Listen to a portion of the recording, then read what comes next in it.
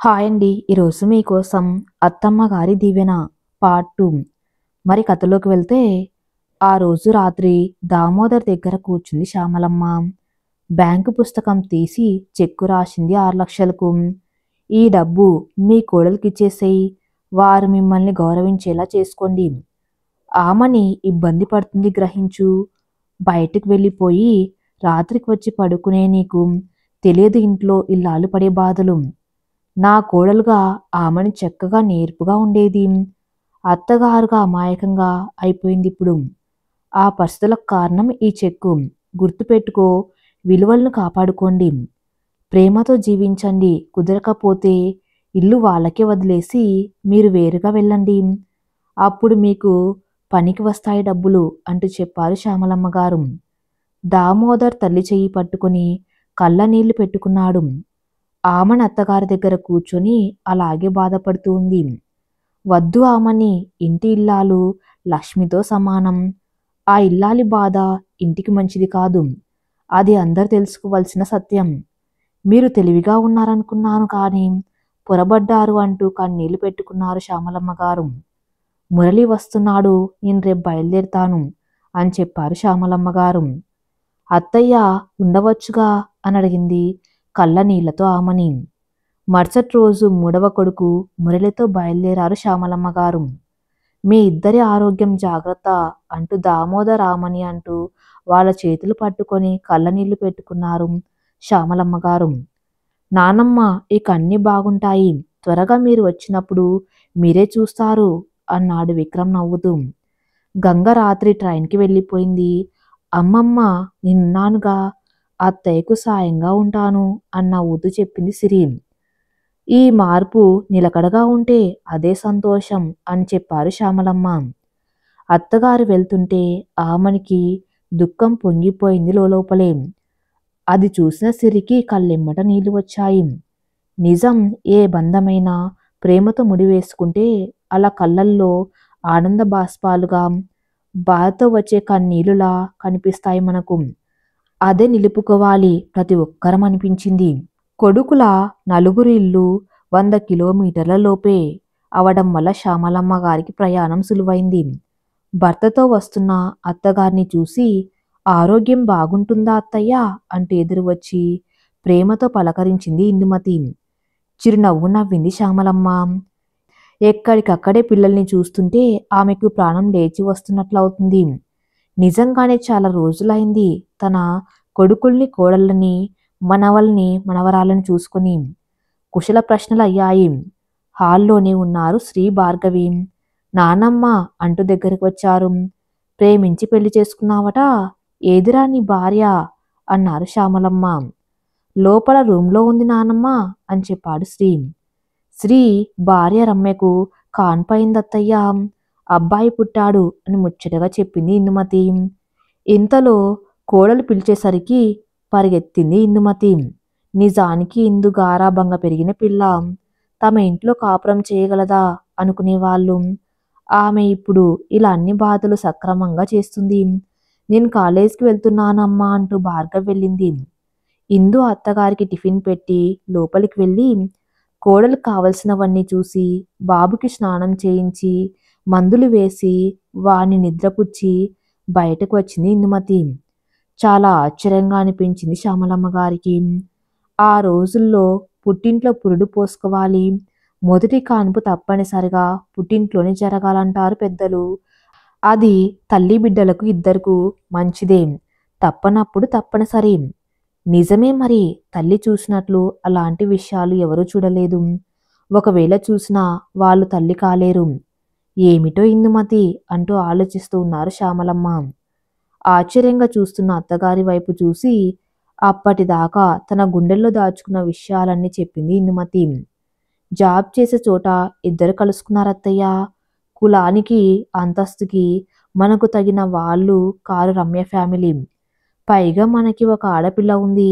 అలాంటివి కుదరదు అని చెప్పాను, వినిపించుకోలేదు శ్రీ. అప్పటికప్పుడే నిద్రమాతలు తెచ్చుకున్నాడు మింగటానికి.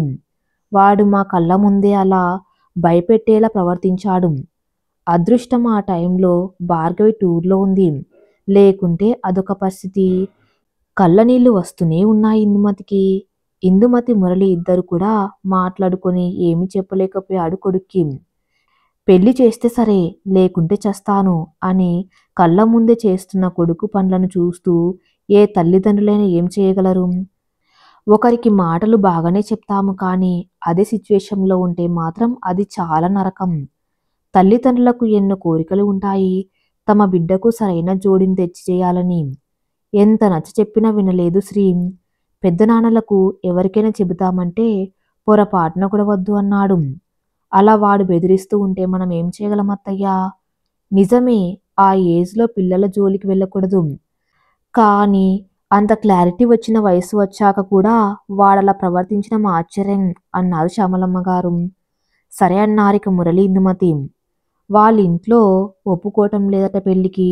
ఒకరోజు ఆ అమ్మాయిని వెంటబెట్టుకొని ఇంటికి తీసుకువచ్చేశాడు. ఆ అమ్మాయి కట్టుబట్టలతో. మరింత చిత్రం కలిగింది. ఆడపిల్లను తీసుకుని వెళ్తుంటే కూడా పట్టించుకోరా తల్లిదండ్రులు అన్నది ఇందుమతి ఆశ్చర్యపోతూ అత్తగారితో. ఇదంతా ఒక నాటకం ఇందుమతి, అర్థం కావటం లేదా? కుర్రోడు చక్కగా ఉన్నాడు, ఆస్తిపరుడు. ఇటువంటి సంబంధం బయట తెచ్చినా చెయ్యలేరు వారి కుటుంబాలలో. అందుకే నాకు తెలిసి ఇదంతా తల్లి పిల్లల నాటకమేమో. మన వాణ్ణి బుట్టలో వేసుకొని తమ పని తాము చక్కబెట్టుకున్నారు అని అనిపిస్తుంది అని అన్నది శ్యామలమ్మ గారు. ఎంతో అనుభవం ఉంది అత్తగారికి, ఎన్నో చూస్తుంటారు ఇటువంటివి అనుకుని మౌనంగా ఉండిపోయింది ఇందుమతి. తర్వాత ఏం జరిగింది అన్నారు శ్యామలమ్మ. ఎటు కాకుండా అర్ధరాత్రి అమ్మాయిని మన ఇంటికి తెస్తే మన ఇంట్లో ఒక అమ్మాయి ఉంది, అదొక భయం. దానికి పెళ్ళి ఎలా చేస్తాము అన్న బెంగతో తప్పనిసరి పరిస్థితుల్లో పెళ్లికి ఒప్పేసుకున్నామంటూ అప్పటిదాకా దాచుకున్న దుఃఖాన్ని బయటకు వెళ్ళగక్కింది ఇందుమతి. సిగ్గు విడిచి మేమే పిల్లలతో కబురు పంపినా కూడా రాలేదు అన్నది మరింత ఆశ్చర్యంగా ఇందుమతి. ఇంత చక్కటి కుటుంబం ఎక్కడ దొరుకుతుంది వాళ్ళకి? మన వాణ్ణి బాగానే బోల్తా కొట్టించాడు మొత్తానికి అని బాధపడ్డారు శ్యామలమ్మ గారు. తెలిసి అన్నా తెలియకన్నా అత్తగారు అన్నా ఆ మాట మాత్రం నిజమే అనిపించింది ఇందుమతికి. ఎందుకంటే వాళ్ళు కూలీనాలి చేసుకుని బతికేవాళ్ళు. కష్టపడి స్కాలర్షిప్తో అమ్మాయిని చదివించి ఉద్యోగస్తురాలిని చేశారు. ఆఫీసులో వెళ్ళిన మొదటి రోజే రమ్య పరిచయం అయింది శ్రీకి. మంచి చెడ్డ అన్నీ తెలుసుకొని పక్కా ప్లాన్తో నిజంగానే రమ్య శ్రీని పెళ్లికి ఒప్పుకునేలా చేసింది. మామూలు వాళ్ళు కాదు అంటూ నిట్టూర్చారు శ్యామలమ్మ. ఇంకేం చేస్తాం, మేమే దగ్గరుండి పెళ్లి చేశామత్తయ్యా. పిల్లల ఇష్టం కన్నా మరేది ఎక్కువ కాదు కదా అన్నది ఇందుమతి బాధగా. అందుకని ఆ పెళ్లికి ఎవరిని పిలవలేకపోయామత్తయ్యా అంటూ కళ్ళ నీళ్లు పెట్టుకుంది ఇందుమతి. ఇదే ఊరు, రమ్య వాళ్ళ అమ్మ వాళ్ళది. కనీసం కూతురికి కాన్పైన రాలేదు అని ఆశ్చర్యంగా చెప్పింది ఇందుమతి. పెళ్ళయ్యాక ఒక్కసారి వచ్చి పరిచయాలు చేసుకుని వెళ్లారంతే. మధ్య మధ్యలో బయటికి వెళ్ళినప్పుడు కలుస్తూ ఉంటారట వాళ్ళు అమ్మ వాళ్ళతో. తర్వాత వెంటనే నెల తప్పటం, హాస్పిటల్ చుట్టూ తిరిగామత్తయ్యా. బెడ్ రెస్ట్ అని చెప్పారు. అప్పటి నుండి ఇప్పటి వరకు ఇదిగో ఇలా పండ్లతోనే సరిపోతుంది నాకు అంటూ నవ్వలేక నవ్వింది ఇందుమతి. టిఫిన్ తిందామని నోట్లో పెట్టుకోబోతుంది ఇందుమతి. ఇంతలో బాబు లేచి ఏడ్చాడు. చెయ్యి కడుక్కొని పరిగెత్తింది ఇందుమతి. ఏమిటో ఇదంతా, ప్రేమ ఉన్న వాళ్ళు పిచ్చి వాళ్ళ కింద కనపడతారు. ఎదుటి వాళ్ళకి అంతా అయోమయంగా అయిపోయింది నా కోడలు అనుకుని బాధపడ్డారు శ్యామలమ్మ. మనవన్ని బయటకు తీసుకుని వచ్చింది ఇందుమతి. మీ అబ్బాయి అప్పటినుంచి వాడి విషయంలో మౌనం అయిపోయాడు. పిల్లవాణ్ణి కూడా ఎత్తుకోరు అసలు అని చెప్పింది ఇందుమతి బాధగా. ముచ్చటగా ఉన్నాడు పిల్లవాడు అని మురిసిపోయింది. అంతేలే అనుకుంది శ్యామలమ్మ. ఇది వరకు రోజుల్లో సాంప్రదాయాలు, కులాలు, మతాలు అనేవి పెద్ద అడ్డుగోడలు అని చెప్పుకున్నా కొంత కట్టడి అనేది ఉండేది, పిల్లల్లో భయం ఉండేది. ఇలాంటి పరిస్థితులు ఉంటాయేమో అని అప్పటి పెద్దవాళ్ళు అంత ఖచ్చితంగా ఉండేవాళ్ళు. ఒకంత ఆశ్చర్యానికి లోనైంది శ్యామలమ్మ. 24 గంటలు పనే పని ఇందుమతికి. మధ్య మధ్యలో అంటూ ఉంటుంది ఇందుమతి. అసలు మనవన్ని వచ్చి చూసుకోరా అత్తయ్య అంటూ ఆశ్చర్యపోయింది. వాళ్ళు వచ్చి ఎందుకు చూస్తారే? కూతురు కన్నా ఎక్కువగా చూసుకునే అత్తగారివి నువ్వు ఉన్నావు కదా, ఇంకేం బాధ అంటూ నవ్వారు శ్యామలమ్మ. భార్గవిని చూసుకొని వెళ్ళిన వాళ్ళు వద్దని చెప్తున్నారత్తయ్య. 2 సంబంధాలు అలాగే పోయాయి అంటూ బాధపడింది ఇందుమతి. భార్గవి కుందనం బొమ్మలా ఉంటుంది. నచ్చకపోవటం అనేది సమస్య కాదు. ఇదిగో ఈ శ్రీగాడు చేసిన పని వల్లే ఇలాంటివి ఎదురు వస్తూ ఉండి ఉంటాయి. అలా అని చెప్పలేరు కదా ఎవరు. ఒక ఆడపిల్లలను కలుపుకోవాలంటే వారి పుట్టు పూర్వోత్తరాలు అన్నీ కనిపెట్టి చేసుకుంటారు.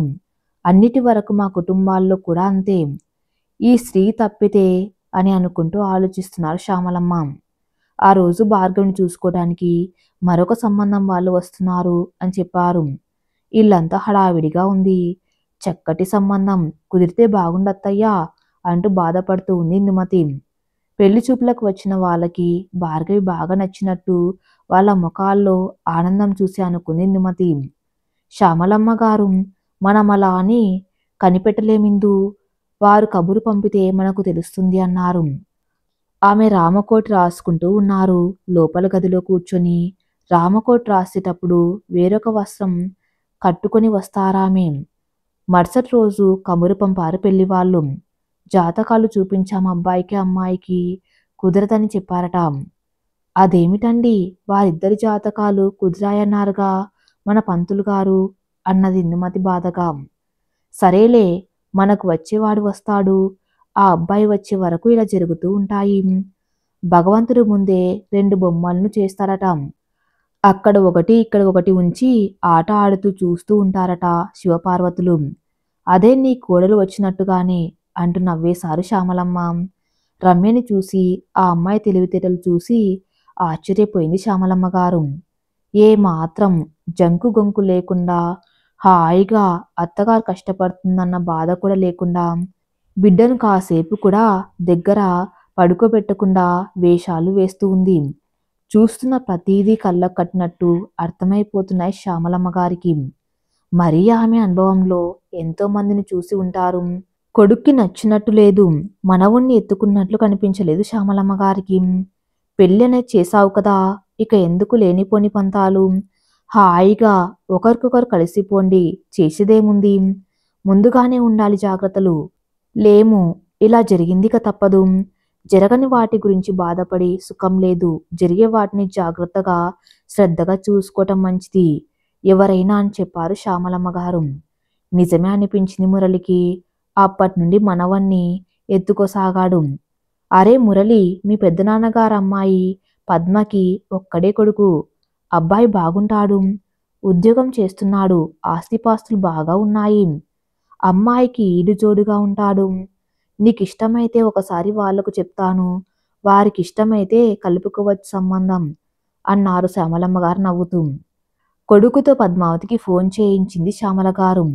మాటలు బాగానే కలిసి అందరికీ శ్యామలమ్మ గారి మాట అంటే వేదవాక్కు వాళ్ళకి. ఇంకేముంది, పెళ్లి చూపులు ఫార్మాలిటీకి జరిగాయి. కానీ లగ్నం మాత్రం 10 రోజుల్లోనే వచ్చేసింది. ఇలా అన్నీ తెలిసి చేసుకుని వాళ్ళు అయితే రేపు అమ్మాయికి ఇబ్బంది ఉండదు. బయట వాళ్ళైతే ఏదో ఒక విషయంలో దెప్పుతారు. మీ అన్న ఇట్లా అట్లా అని అంటారు అని చెప్పారు శ్యామలమ్మ గారు. అత్తగారి మాట వేదవాక్కులా అనిపించింది ఇందుమతికి. కట్నాలు కూడా వాళ్ళు ఏమీ పెద్దగా అడగలేదు. పిల్ల బంగారం బొమ్మల, అబ్బాయికి ఈడు జోడుగా ఉంది. ఏదైనా ఇచ్చుకుంటే మీరు ఇచ్చుకోండి ఇష్టంతో అన్నారు పద్మావతి దంపతులు. హేమంత్కి భార్గవికి ఒకరికొకరు బాగా నచ్చారు. రమ్యకు ముక్కులు మూలుగులు ఎక్కువయ్యాయి. రమ్య పని చూడాలి, పెళ్లి పనులు ఎట్లా అత్తయ్యా అంటూ దిగులు పడింది ఇందుమతి. ఏం బాధలేదు, నేను చెప్తా కదా అంటూ రమ్య వాళ్ళ ఇల్లు తెలుసుకుని వెళ్ళింది శ్యామలమ్మ. తాటాకుల ఇల్లు. ఏం చేస్తాం, వీడు చేసిన పనికి తప్పదు కదా, మనకి తిప్పాలని అనుకుంటూ తప్పక వారింటికి వెళ్ళింది శ్యామలమ్మ. ఆ వాసారా ఆ ఇంటి వాతావరణం కాస్త ఇబ్బందిగా అనిపించినా తప్పదు, పని మీద వచ్చింది మరి అనుకుంది శ్యామలమ్మ. సత్తయ్య రాజమ్మతో మాట్లాడింది. మీరేమో పిల్లని ఆడ వదిలేసి మెదలకుండా ఉండిపోయారు. ఏ మాట కామాట నా కొడుకైన ఆస్తులు చిల్లిగవ్వ కూడా ఇవ్వను అంటున్నాడు మీ అల్లుడికి కూతురికి. పుట్టింటి తరపు వాళ్ళు పట్టించుకోరు, చావరు. ఏం చేస్తే దిక్కు ఏముందిలే అంటూ మాట్లాడుకున్నారు రాత్రి. అదేమి కుదర్రా, అలా చేయటం మంచిది కాదు అన్నాను నేను అని శ్యామలమ్మ గారు చెబుతుంటే నోరు వెళ్ళబెట్టి చూస్తున్నారు సత్యరాజమ్మ. పెద్ద వయసు దాన్ని, ఎందుకు చెప్తున్నాను అర్థం చేసుకోండి. చక్కగా పిల్లని నెలలోపు ఇంటికి తెచ్చుకోండి. ఆ తర్వాత 3 నెలలు ఉంచుకొని చివరి రోజుల్లో పంపించండి. అప్పుడు ఏదైనా గొడవ వస్తే నేనే అడ్డుపడతాను మీకు. మీ తరపున మాట్లాడతా అని చెప్పింది శ్యామలమ్మ. నేనే ముందే చెప్పానత్తయ్య, పిల్లను ఒగ్గేసి వస్తే వారేమైనా చేస్తే ఏంటి దిక్కు అని కూడా చెప్పి చూసా.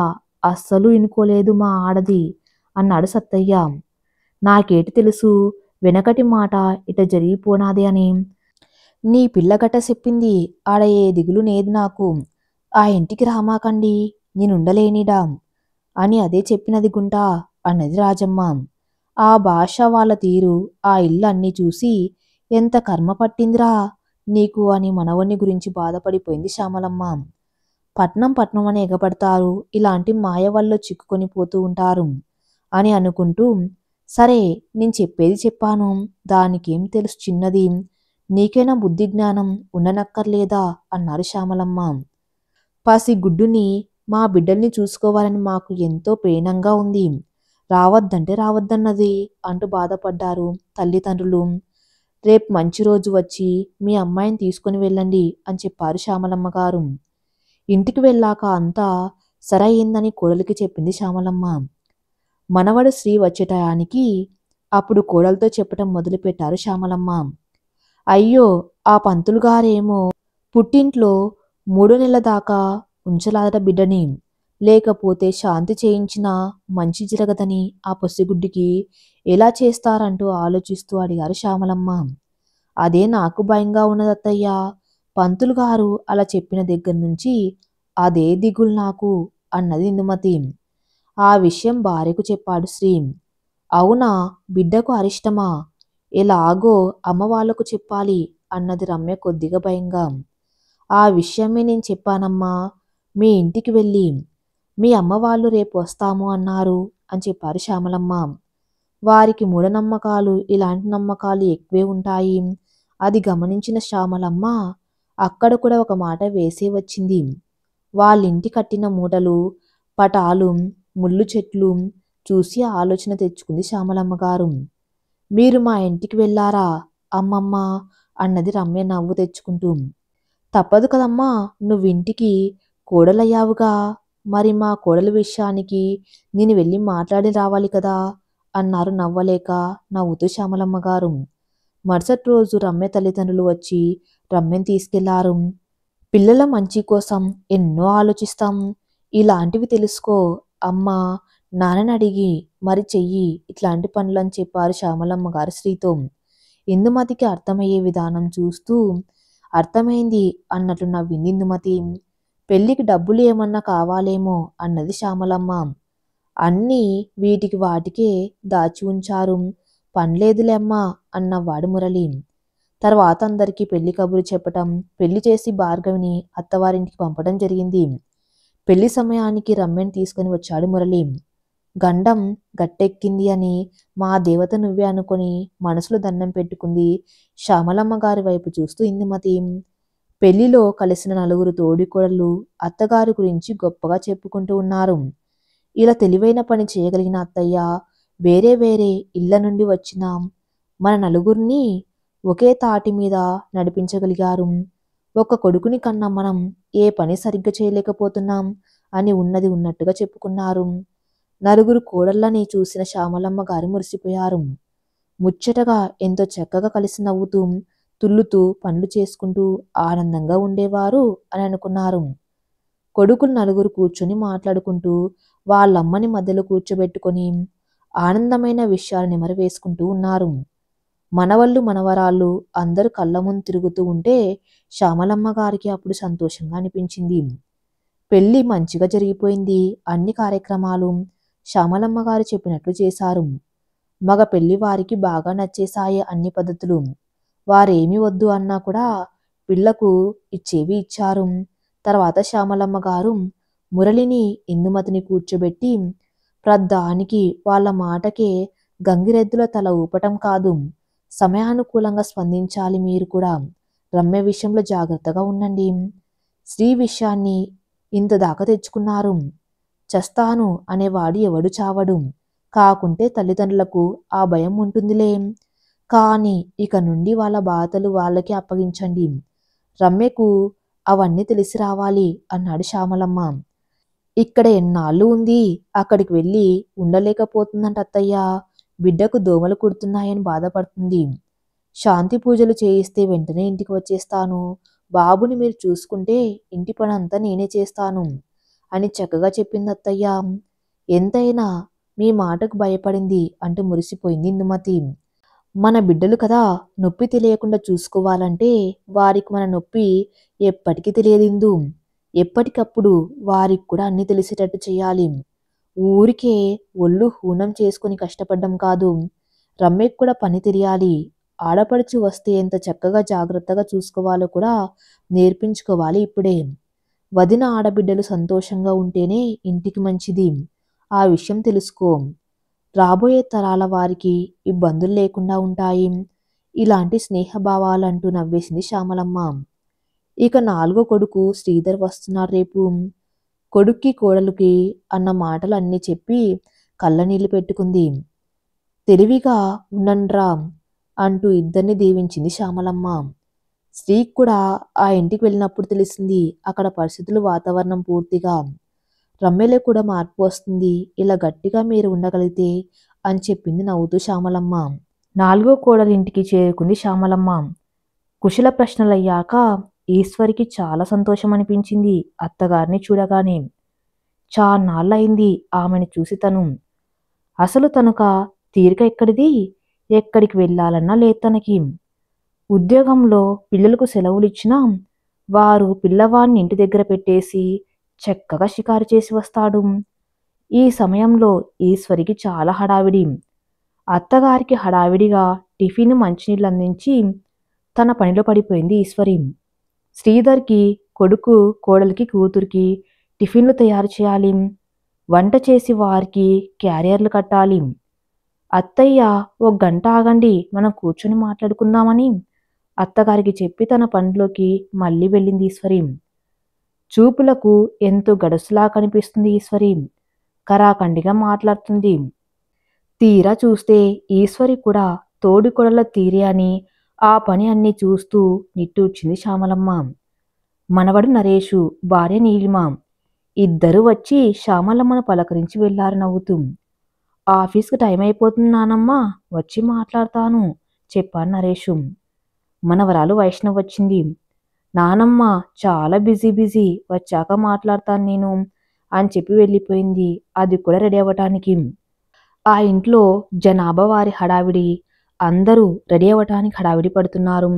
కానీ వారందరికీ అన్ని రెడీ చేసేది ఈశ్వరి. కాసేపు ఆ ఇంటి వాతావరణాన్ని చూసి కళ్ళు తిరిగినట్లు అనిపించింది శ్యామలమ్మ గారికి. చెమటలు కక్కుతూ పరిగెడుతున్న కోడల్ని చూసి మంచినీళ్ళన్న తాగవా అని అడిగింది బాధగా శ్యామలమ్మ. అత్తగారి ఆ పలకరింపుకు సమయాన్ని ఆగమనలేక పరుగులు పెడుతున్న ఈశ్వరికి ఒక్క క్షణం కళ్ళలో నీరు ఉబికింది. ఆ ప్రశ్న ఆ ఇంట్లో తనకు ఎవ్వరూ వేయరు. వస్తున్నానత్తయ్య, క్షమించండి, పనయ్యాక మీ దగ్గర కూర్చుంటాను అని చెప్పి వెళ్ళిపోయింది ఈశ్వరి కళ్ళు తుడుచుకుంటూ. వంట అమృతంలా చేస్తుంది ఈశ్వరి. 4 గంటలకు లేచినాం, పని అవ్వటం లేదత్తయ్యా. పని మనిషి ఉన్నా కూడా వంట దగ్గరే సరిపోతుంది నాకు. పైగా అన్ని టయానికి అయిపోవాలి. మనవడు నితీష్ని స్కూల్కి పంపాలి. వాడి హోంవర్క్లు కూడా నేనే చేయించాలి అంటూ నవ్వింది ఈశ్వరి. అందరి ఆఫీసులు దగ్గరేనా అని అడిగారు శ్యామలమ్మ. మనవడికి టిఫిన్ తినిపిస్తూ, కాదత్తయ్యా, నీ మనవరాలు వైష్ణవిని ఆమె ఆఫీసులో దించి వెళ్తాడు. కాస్త దూరంలో నరేసు, నీలిమ వాళ్ళవి పక్క ఆఫీసులు అని చెబుతూనే మనవడికి టిఫిన్ తినిపించేసింది. క్యారియర్ సర్దింది, బ్యాగ్ రెడీగా ఇచ్చింది. వాడికి స్నాక్స్, బూట్లు తొడిగి బెల్ట్, టై కట్టింది. ఇంతలో స్కూల్ బస్ రాని వచ్చేసింది. వాటర్ బాటిల్ కూడా టిఫిన్ క్యారియర్ బాస్కెట్లో పెట్టింది. మధ్యలో స్నాక్స్, బిస్కెట్స్ ఇంకేవో సర్దింది వేరే బాక్స్లో. బాయ్ నాన్నకి, నానమ్మ అంటూ చెప్పి నవ్వుతూ వెళ్ళిపోయాడు నితీశు. చక్కెర పొంగలి చేశానత్తయ్య, నైవేద్యం పెట్టాను దేవుడికి అంటూ అత్తగారికి చిన్న గిన్నెలో వేసి ఇచ్చింది. పూజ ఎప్పుడు చేస్తావమ్మా అని అడిగింది శ్యామలమ్మ. ఆ దేవుని పూజ టయానికి నాకు టైం ఎక్కడ సరిపోతుంది అత్తయ్య. మీ అబ్బాయి పూజ చేశారు, పలహారం అన్నీ సర్ది ఇచ్చాను నేను అని నవ్వింది ఈశ్వరి. ఇక తర్వాత శ్రీధర్ టిఫిన్ చేసి వాళ్ళ అమ్మకు చెప్పి బాక్స్ తీసుకొని బయలుదేరాడు. నరేష్ పిలుస్తూ ఉన్నాడు, త్వరగా రెడీ అవ్వంటూ భార్యను చెల్లెల్ని. వైష్ణవి రెడీ వచ్చింది. పింక్ కలర్ పంజాబ్ డ్రెస్కి లిప్స్టిక్ నుండి నెయిల్ పాలిష్తో సహా అన్ని మ్యాచింగ్ వేసింది. ఏమిటో ఎందుకు వచ్చేసిందో భర్తను కాదని అని నిట్టూర్చింది శ్యామలమ్మ. అందరూ ఒకరి తర్వాత ఒకరు చెప్పి ఆఫీస్కి వెళ్ళిపోయారు. టిఫిన్ చేసి బాక్సులు తీసుకొని సుడిగాలి వెలసినట్లయింది. అబ్బా ఎలా పడుతున్నావే రోజు అన్నది శ్యామలమ్మ. అదే అయిపోతుంది అత్తయ్య పని అంటున్న ఈశ్వరి వైపు అలానే చూస్తూ ఉంది శ్యామలమ్మ. ఈశ్వరి డిగ్రీ చదివింది, చదువుకున్నట్లు కనిపించదు. పాపం ఎంతసేపు పని పని. టిఫిన్ చేద్దామని దగ్గర పెట్టుకోగానే పని మనిషి వచ్చింది. పొద్దున్నే వచ్చి వీళ్ళకి కొన్ని పనులు చేసి పెట్టి వేరే ఇంటికి వెళ్ళి మళ్ళీ వస్తుంది పనిచేయటానికి. అమ్మగారు మీ అత్తగారు చాలా బాగున్నారండి అంటూ నవ్వేసింది దుర్గి. ఏమే అక్కడున్న అంట్లు కొద్దిగా వేసుకోవే అని చెప్పింది ఈశ్వరి. మంచినీళ్లు పట్టి ఇవ్వు అని అడిగింది ఈశ్వరి దుర్గిని. అబ్బా అదెక్కడెక్కడో పనిచేసి వచ్చింది. తన పని అనేసరికి అశ్రద్ధగా ఈశ్వరికి. ఆ అమ్మాయి చేత్తో మంచినీళ్లు తీసుకొని తాగుతుంది. ఏమిటో అంత శుభ్రంగా అనిపించలేదు దుర్గి. అమ్మగారు మీ కాటన్ చీరకి గంజి పెట్టి బాగా ఉతికానా అన్న దుర్గి. ఇదిగో అమ్మాయి ఏమనుకోకుండా చేతులు శుభ్రంగా కడుక్కొని అప్పుడు పట్టు మంచినీళ్ళు అని చెప్పారు శ్యామలమ్మ. అనుకోటానికి ఏముందమ్మా, మిమ్మల్ని చూస్తుంటే మామిడి పండులాగా మిలమిల్లాడుతూ ఉన్నారు. అంత శుభ్రంగా ఉండబట్టే కదా ఇలా రంగు తేలేరు బాగా అంటూ నవ్వేసింది దుర్గి. శుభ్రంగా ఉండటానికి రంగుకి సంబంధం లేదు అన్నది శ్యామలమ్మ నవ్వుతూ. ఈశ్వరికి కాళ్ళు నొప్పులుగా ఉండేసరికి నూనె రాసుకుంది. పాపం కాసేపు. మా అమ్మగారికి మోకాళ్ళు అరిగిపోయాయేంటమ్మా అప్పుడే అని నవ్వింది దుర్గి. చాలే ఊరుకోవేం, నీ అంట్లు నువ్వు తోముకో అన్నది ఈశ్వరి. అమ్మగారు కాస్త టీ అయిన ముఖాన పడేయండమ్మా అన్నది దుర్గి. ఏంటి తాగలేదా అని అడిగింది ఈశ్వరి. మీ ఇంటికి ఆ ఎదురింటి అనసూయమ్మ గారింటికి చాలా తేడా ఉందమ్మా. ఆ ఇంట్లో అత్తగారు వణికించేస్తాది కోడల్ని. ఆ ఒక్కో పాలి అదే నిజమేనేమో అనిపిస్తుందమ్మా, మీ బాధలు మీ తిప్పలు చూస్తుంటే అన్నది దుర్గి నిట్టూరుస్తూ. కోడలైతే టీ నాకు బాగా ఇస్తుంది ఆ ఎదురింట్లో. ఇక వాళ్ళత్త అయిపోయిన టీ గిన్నెలో కాసిన నీళ్లు పోసి ఆ వేడి చేసిన ముఖాన పోస్తుంది. అది కూడా పంచదార వేయదు, ఒక రవ్వంత చిలకరిస్తుంది. ఆ నా మాట ఏముంది, కోడలికే కూడపెట్టదు. మాట మిదిలితే మీ ఇంట్లో కోడలు పనిచేసి బోళ్ళని డబ్బులు తెస్తుంది. నువ్వు ఇంటను పడి తింటున్నావు అని ఆ అమ్మని నాన్న తిప్పలు పెడుతూ ఉంటుందమ్మా ఆ గయ్యాలనసూయమ్మ అంటూ దానికదే వాగుతూ పనిచేసుకుంటూనే ఉంటుంది. మీరు ఇక్కడికి రండి అత్తయ్య, ఆ సోది వినలేము. మనం విన్నా వినకపోయినా అది అలా వాగుతూనే పనిచేస్తుంది. లేకపోతే దాని చేతులు కదలవు. దాని సోది వినే కన్నా దాన్ని మానిపించి అంట్లు కూడా నేనే తోముకోవాలనిపిస్తుంది ఒక్కోసారి నాకు అంటున్న ఈశ్వరి మాటలకు నవ్వింది శ్యామలమ్మ.